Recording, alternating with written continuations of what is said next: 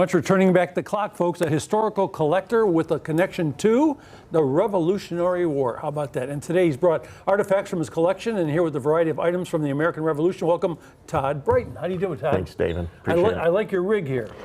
Everything we have is period 250 years old or older, except for what I'm wearing. I was going to ask you that. How about the hat? It's all reproduction, but made to specs from the best of what we know.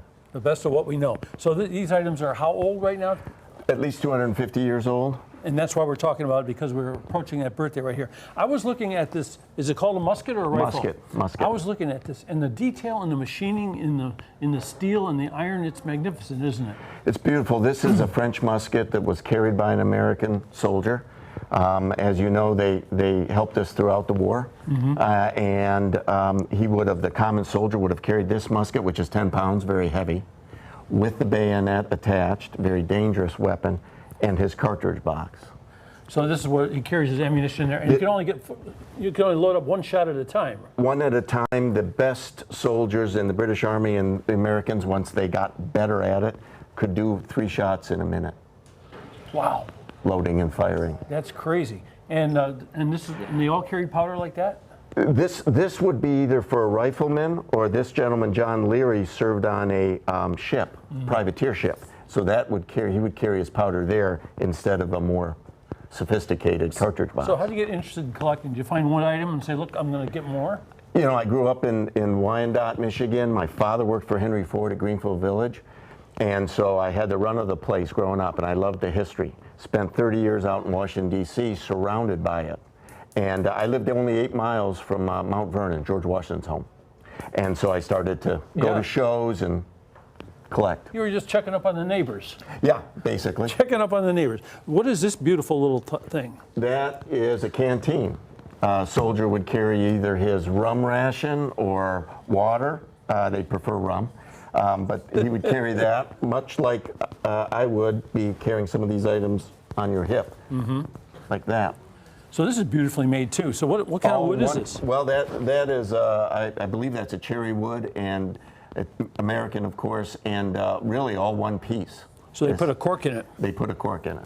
It is something else. I see the bayonet sitting out here. So these guys, they run into each other and charge each other with these things? Right. I mean, the battles wouldn't last very long. You exchange a few musket volleys, and ultimately you would try to close with the enemy with the bayonet, of course, attached to the end of the musket. The Americans feared the bayonet. The British were world-renowned for it.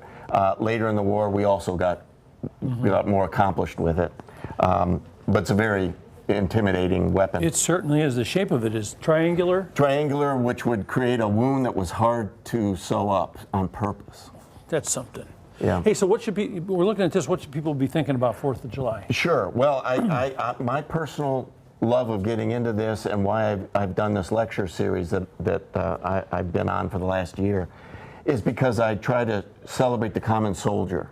So all the elements relate to officers or enlisted men who aren't famous, the Washingtons, the Jeffersons, but without them we wouldn't have been able to win. How old is this? This is from about 1800.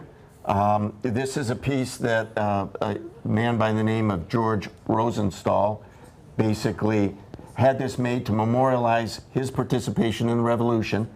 And on the outside there, he puts it's a memorial to George Washington, and then his name engraved on the piece itself. That's great. So that would sit in a place of honor in his home. So this I'm going to put back out here in case we have to charge somebody today. What's this? There was a Baptist minister who was kind of famous up in New England. He became one of the chaplains for the Continental Army. And when he died, he knew Washington. He became a very famous preacher after the war. And when he died, this was made as a memorial to him, much like the Washington Memorial here, hand-painted on silk. So as we go, we're running out of time here. I just want to show you the back. You think this thing is old? Look at the back of this thing. I mean, that's pretty amazing, isn't it?